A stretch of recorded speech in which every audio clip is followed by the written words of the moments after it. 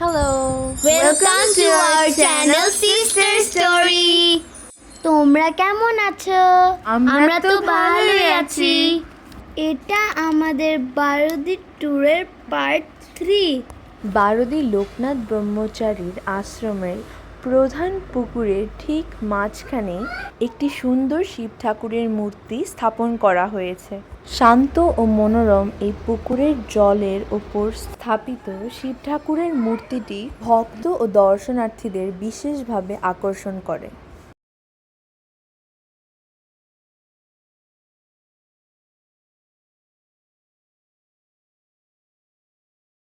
এরপর আমরা চলে যাই শ্রী শ্রী শ্মশান কালীমাতা মন্দিরে। মন্দিরের সামনেই ছিল একটা বট গাছ, আর সেদিন মন্দিরেও তেমন ভিড় ছিল না, কারণ আমরা যখন গিয়েছিলাম তখন কোনো ওকেশন ছিল না। মন্দিরে ঢোকার সময় ছিল কয়েকটা দোকানে খেলনার দোকানগুলোই তখন খোলা ছিল, আর বেশিরভাগ দোকানই বন্ধ ছিল। এই দোকানগুলো সাধারণত কোনো ওকেশনের সময় বেশিরভাগ টাইম খোলা থাকে। আর এটা ছিল শ্রী শ্রী দীননাথ ব্রহ্মচারীর সমাধি। তিনি ছিলেন বাবা লোকনাথ ব্রহ্মচারীর প্রধান ও পরম অনুগত শিষ্যদের একজন।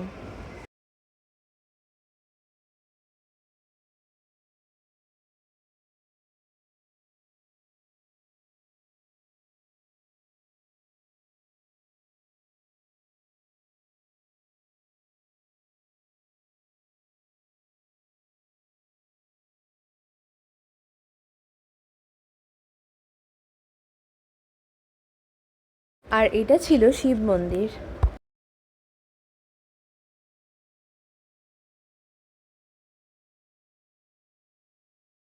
তার পাশেই ছিল মহাশ্মশান, আর মহাশ্মশানের সামনে বাবা লোকনাথের একটি সুন্দর মূর্তিও ছিল।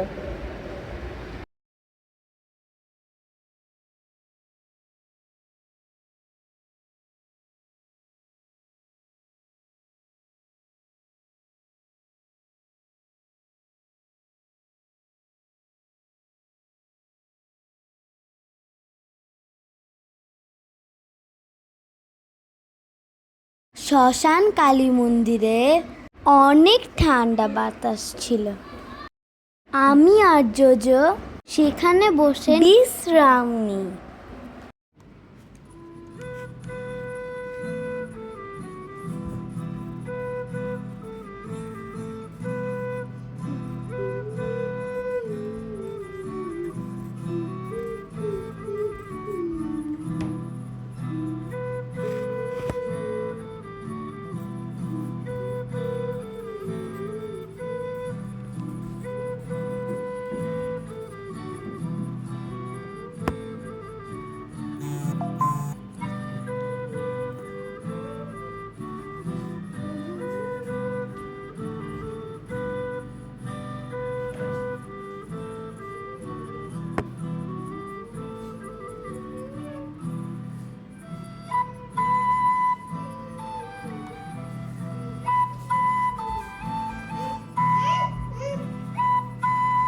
শ্মশানের পাশেই ছিল শিশুদের সমাধিস্থান।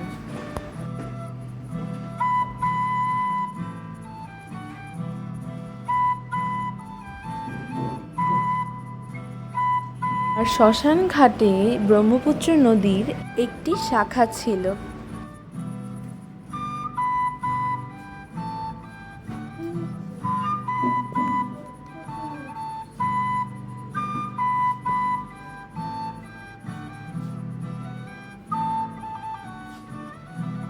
তারপর আমরা যাওয়ার সময় কিছু কেনাকাটা করতে চলে আসি মন্দিরের সাথে একটি দোকানে।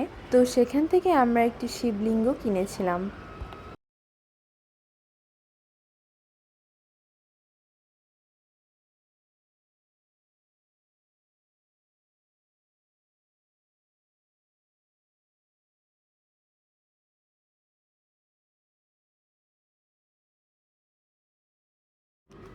আমি, দাদা আর জোজো সেখানকার পায়রাদের জন্য খাবার কিনে ওদেরকে খেতে দিলাম।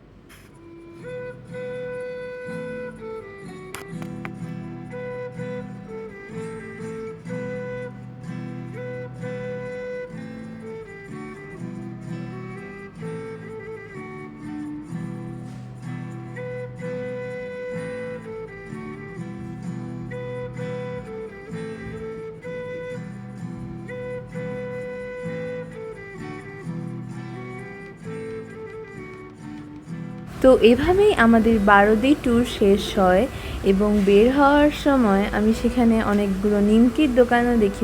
সেখানে সন্দেশের দোকানও ছিল। অনেক বিক্রেতাই ফলও বিক্রি করছিল সেখানে। আম, কাঁঠাল, কলা, আনারস, ডাব সহ অনেক কিছুই ছিল। তারপর দেখতে পাই চায়ের টং, পানও বিক্রি করা হচ্ছিল এবং এর পাশেই ছিল ফুচকার দোকান। সবচেয়ে সুন্দর ছিল এর অপোজিটের দোকানটা। সেখানে নানা রকমের ব্যাগস, ক্রাফটেড ব্যাগস অ্যান্ড অনেক মিউজিক্যাল ইনস্ট্রুমেন্টস যেমন বাঁশি, একতারা আর ডুগডুগি পাওয়া যাচ্ছিল।